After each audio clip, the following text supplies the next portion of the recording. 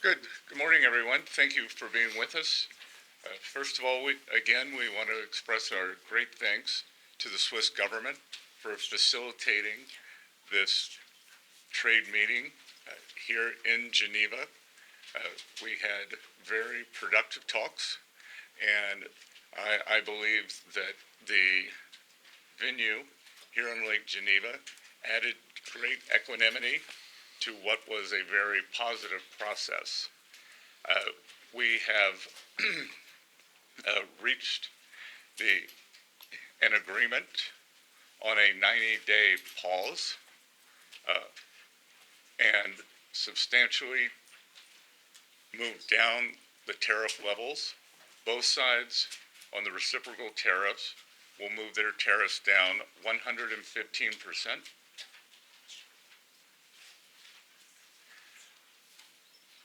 We had very robust discussions. Both sides showed great respect. It was a chance for me to meet the Chinese delegation. The vice premier I had previously had only a video call with.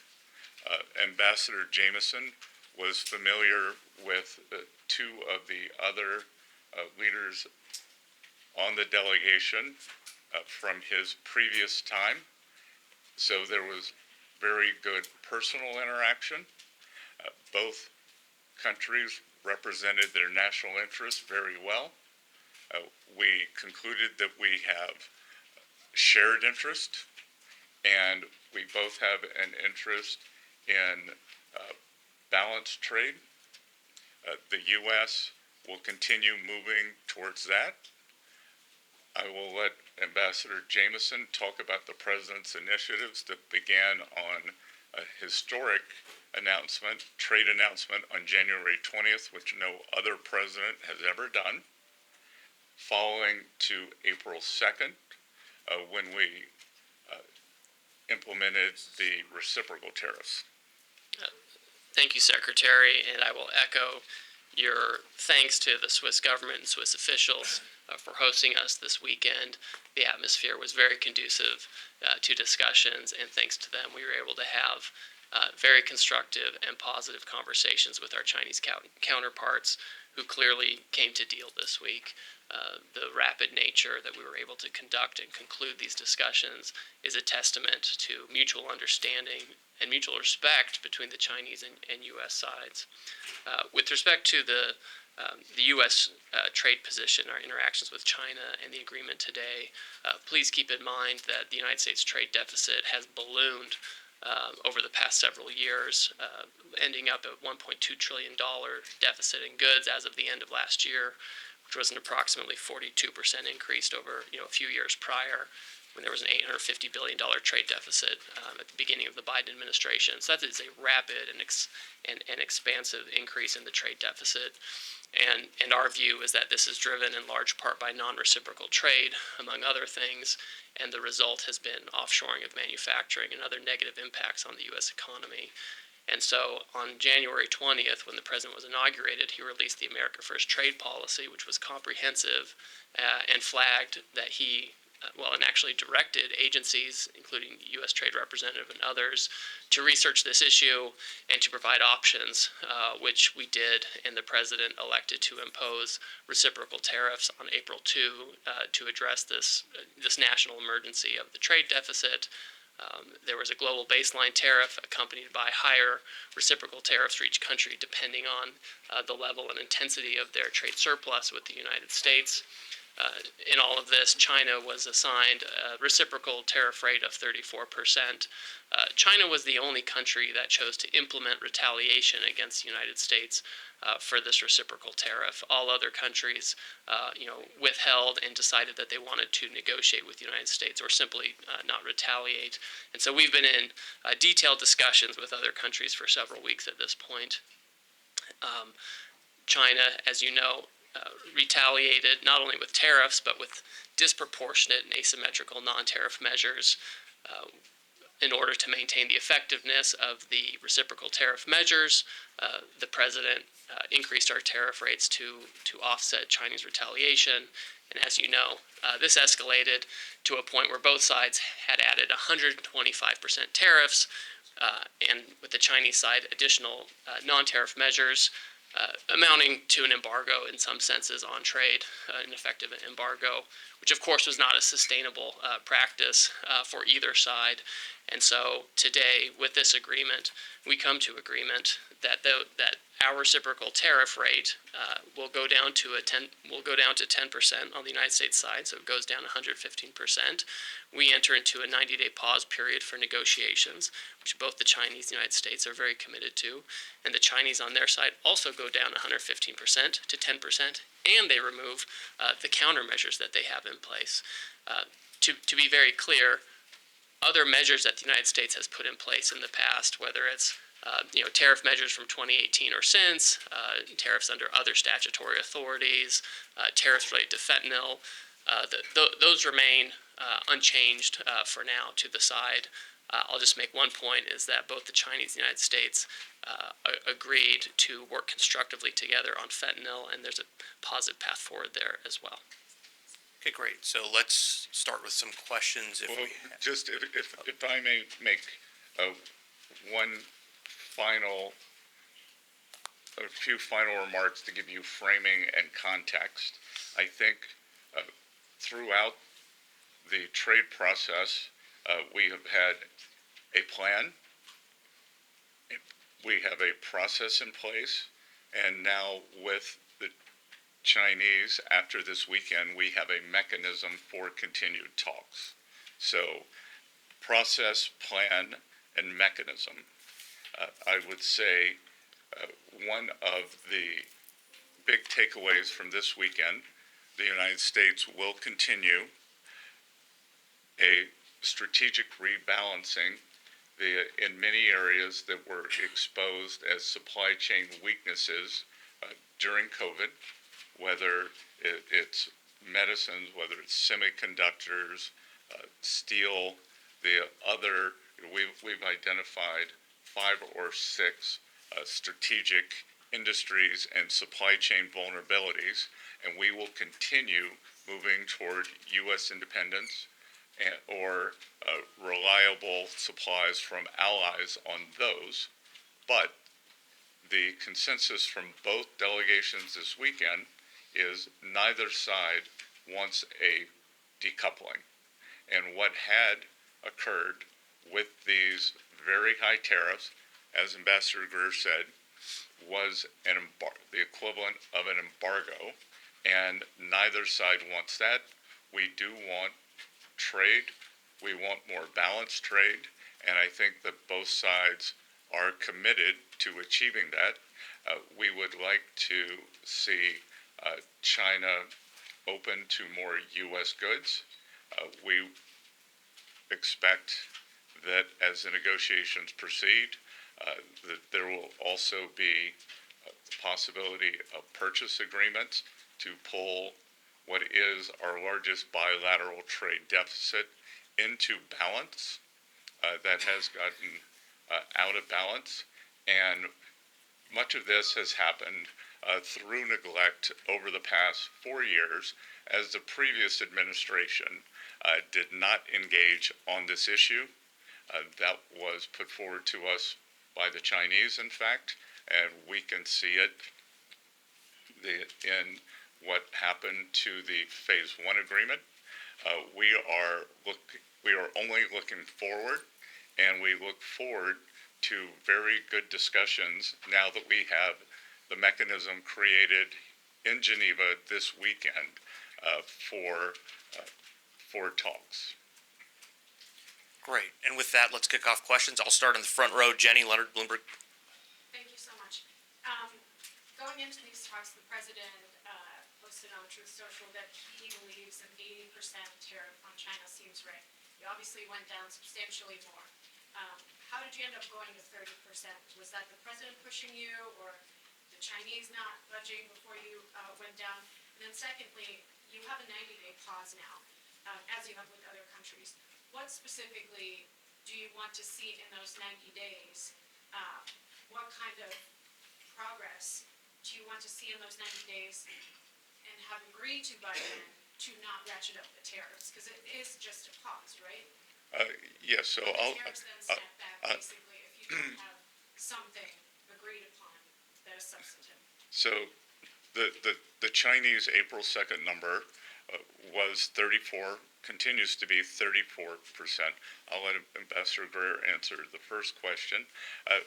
And just like with all our other trading partners, as long as there is good faith effort, engagement, and constructive dialogue, then we will keep moving forward.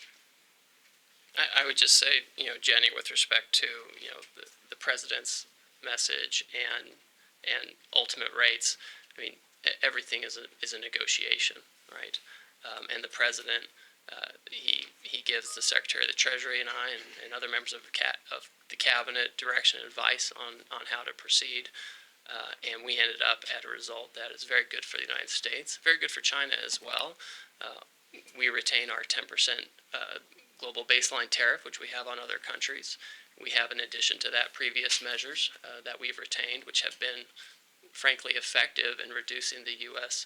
bilateral trade deficit with China over the past few years. So that leaves us in a very good position, all in, with respect to measures on Chinese imports, but more importantly, leaves us in a constructive path forward to have a positive conversation with the Chinese on how to rebalance and have more constructive trade. Great. In the back, Associated Press. Hi, I'm Jamie from Associated Press. We just heard our colleague talk about 30% tariffs. I'm just trying to understand these numbers here because they're all over the place. We were at 145 before, apparently 125, I believe, from the Chinese side. So can you say clearly now that I think the question was, right now for the 90-day period, the U.S. tariffs on Chinese goods will be down to 30%. Is that correct? So 30. So again, this agreement is really about the reciprocal tariff, which was imposed by the United States on April 2nd, and the escalatory steps which followed. Those on each side, the Chinese side and the U.S. side, ended up at 125% on each other. The Chinese had additional non-tariff countermeasures. That has all come down by 115% to 10% each. The United States earlier this year imposed 20% related to fentanyl. That still exists. So if you're looking at Trump term 2, tariffs on China, right now effective, it's 30%. There are prior measures which change by product, by sector, by level, etc. You can't really give a specific number on that right now. What matters for the agreement today is that we each agreed to come down on the reciprocal tariff and related retaliation to 10%. So a reduction of 115% down to 10%.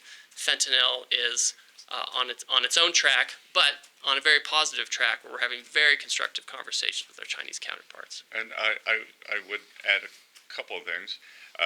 This does not include any sector-specific tariffs that have been put across all of our trading partners. And as the ambassador said, I think he would agree with me that the upside surprise for me from this weekend was the level of Chinese engagement on the fentanyl crisis in the United States. They brought the Deputy Minister for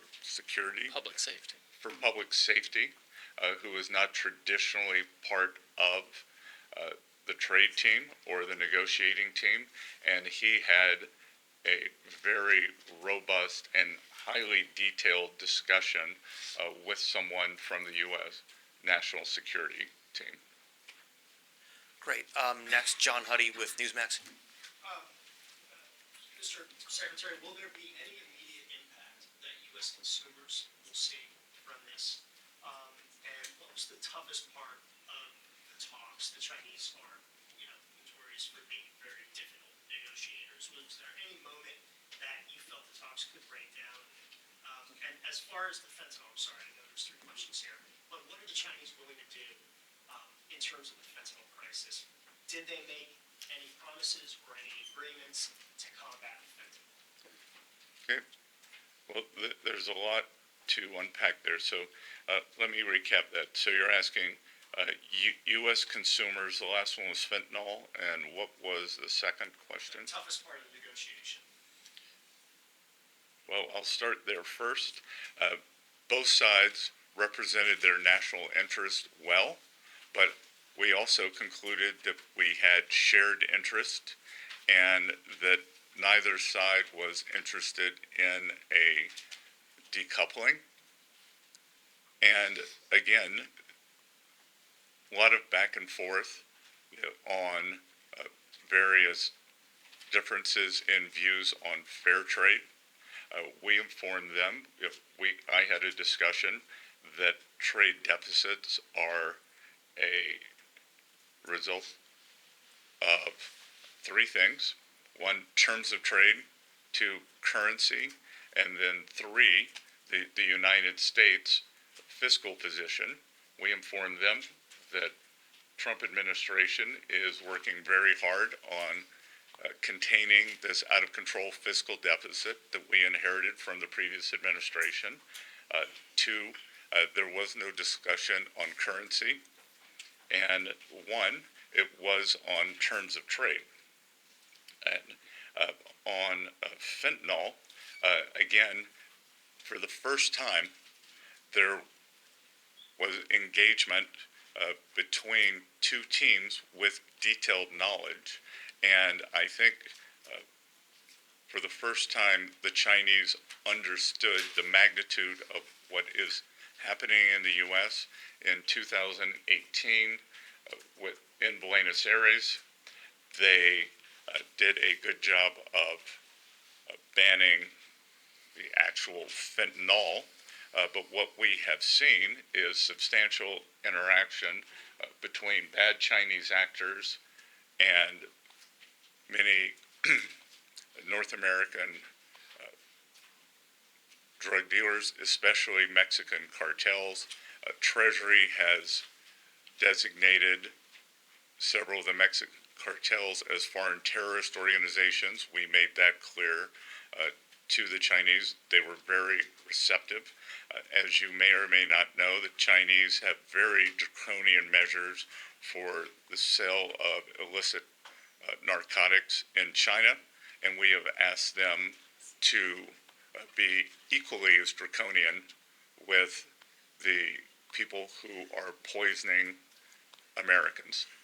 And let me make a point. Your question about what was the toughest part of the negotiation, I would submit it was actually, in the lead up to the negotiation, trying to repair channels of communication that had atrophied under the last administration, where, our office, for example, the Office of the United States Trade Representative, had almost no substantive discussions with the Chinese side on trade. And although we have significant differences with the Chinese on trade and economics, and we have major complaints, you have to discuss these complaints. You have to have a channel for discussions, and overcoming that was a substantial challenge. And a lot of work went into that over the past several weeks, so that by the time we got here, we were able to be very pragmatic with each other. And to be sure, there were tough things to deal with on, the level of removal, the timing for implementation, managing each side's, domestic politics, et cetera. And I won't go into too much detail. But I would say the toughest part was simply getting to a position where we could, in good faith, both sides work with each other. And once we did, we were able to do this in a couple of days. This is not the first time I've done trade negotiations with the Chinese, and sometimes it can take a very, very long time to overcome misunderstandings. We were able to do that effectively over the past few weeks, which enabled us to be very pragmatic and effective this weekend. And I think we leave with a very good mechanism to avoid the unfortunate escalations as we saw after April 2nd from happening again.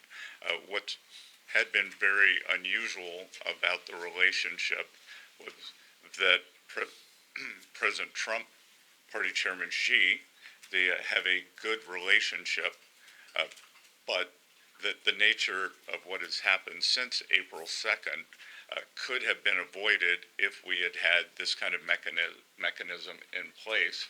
And I believe it is in place now. I think we leave today with a process that will move forward. And again, great mutual respect for our Chinese counterparts. I believe they showed us the same. An impact on U.S. consumers? Would U.S. consumers see any resulting I mean, result out of this? I mean, Mr. You're the Treasury Secretary, so you're better suited. But I would say on the front end, there's been a lot of talk about impact on consumers that just never really translate to the numbers. Consumption remained high, et cetera. And so I think what we're going to see is that we're going to have our economy continue taking off as we put structure around these negotiations and get global trade into a better place. And as I reiterated last week, the Trump economic plan is three pieces: trade, tax, and deregulation. Trade has been implemented first, and that process is occurring. We believe that the tax portion is going very well.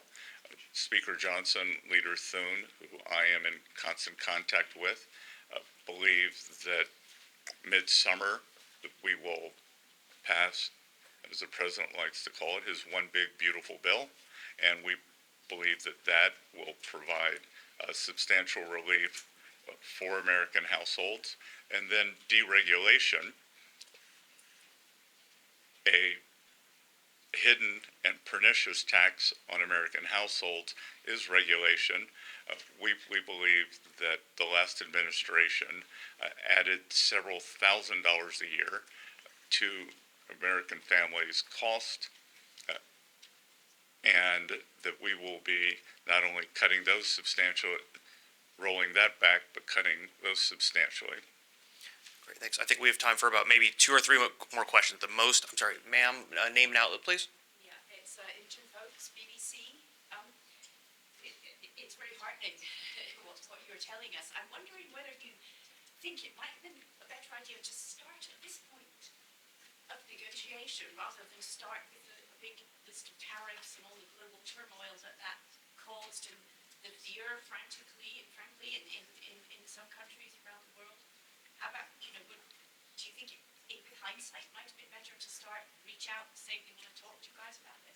No, I disagree entirely. We have spent decades at the World Trade Organization in multilateral and bilateral negotiations trying to get other countries to reduce their tariffs and non-tariff barriers to be more reciprocal with the U.S. We've had one of the most open economies for decades. The promise of the WTO and the multilateral system is that everyone was going to come down. It turns out the U.S. went down significantly. There were other economies that had low tariffs as well, but retained very high non-tariff barriers. We have tried really hard to work within the system, and the net result is a $1.2 trillion deficit in goods. The net result is manufacturing went to China, East Asia, Mexico, etc. So we've tried all of that. So the idea that we can just keep saying, well, why don't we just talk a little bit more and we'll have a different outcome, I think just is totally detached from reality. And I would add a couple of things, that as our 18 important trading partners come to us, many with very good deals, as the UK, who skipped to the front of the line as our oldest ally, as Ambassador Greer and I look at their proposals, again, to lower tariffs, to lower the non-tariff trade barriers. Obviously, UK does not have a currency manipulation problem. And the subsidies for labor and industry, we look at these, and I think, how did we get here? How did we get here? And I echo part of what President Trump said, that he doesn't blame the other economies for taking advantage of a fluid, taking advantage of the situation when they were allowed to do it. He blames previous U.S. leaders. So we are just trying to restore a healthy equilibrium. That the U.S. economy has become very unbalanced. On one side, we have a forward-leaning, the deepest and widest financial markets in the world. We have financial innovation. We have the tech sector that is the envy in the world. On the other side, we are a natural resources economy led by energy. So it is a barbell. But in between, precision manufacturing, especially precision manufacturing, has been wiped out. And it is our intent to bring that back. So we want to rebalance. And I think that there is a big opportunity. If I think about this weekend, the Chinese, they have gone the other way. They are unbalanced in terms of overproduction in the manufacturing sector. They have stated, but have not yet rebalanced toward a more consumption-oriented economy. And there is a chance, if we can open up trade to China, have more fair trade toward the U.S., that we could rebalance together. So I reject the notion that business as usual would have worked. Great, and I think this will be our last question as we're just about out of time. Swiss outlet, Urs Gallagher with Deerville Walsh. Yes, I have a question with regard of the setting of these very successful talks as we hear. Switzerland has been in the center for international conferences for many decades.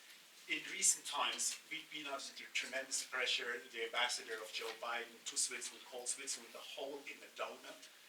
My question is, how high does your administration value reliable Swiss neutrality for conferences or meetings as we just witnessed this week? Well, I won't speak for the previous ambassador. My neighbor in Charleston, South Carolina, is the ambassador under President Trump, Ambassador Ed McMullen, who was highly respected here. He continues to engage with the Swiss American Foundation, and he has led this administration's effort to re-engage with Switzerland after the past 4 years. So we value the relationship. I believe Switzerland is now one of maybe the sixth largest investor in the U.S., which is incredible for an economy with 9 million people. We hope that Switzerland will bring some of its very robust trade training programs to the U.S. as we re-engage the manufacturing sector, because I believe the U.S. has a lot to learn from Switzerland. And again, the UK and Switzerland have moved to the front of the queue for the trade deals, whereas the EU has been much slower. So we value that also. And I would say, with respect to the negotiating dynamics, and this may not seem important to those not involved in this, but the atmospherics provided by the Swiss government were incredibly conducive to the conclusions we had this weekend. They allowed us to use the grounds of the residence of the Swiss ambassador to the United Nations, which had a very intimate, internal rooms, and importantly for us, where a lot of the key negotiations happened, were outside under a large, beautiful tree on a set of patio sofas, frankly, where we had the most important discussions on the most challenging issues. And having this setting, as opposed to, no offense to the Intercontinental, which has been great, as opposed to a sterile hotel conference situation or conference rooms, I think let us develop a personal relationship with our counterparts and lead to the successful conclusion we had. Great. Thank you so much, everyone. I think that's it for us on time today. Thank you so much for coming out. And, yep, that'll be it. Thanks.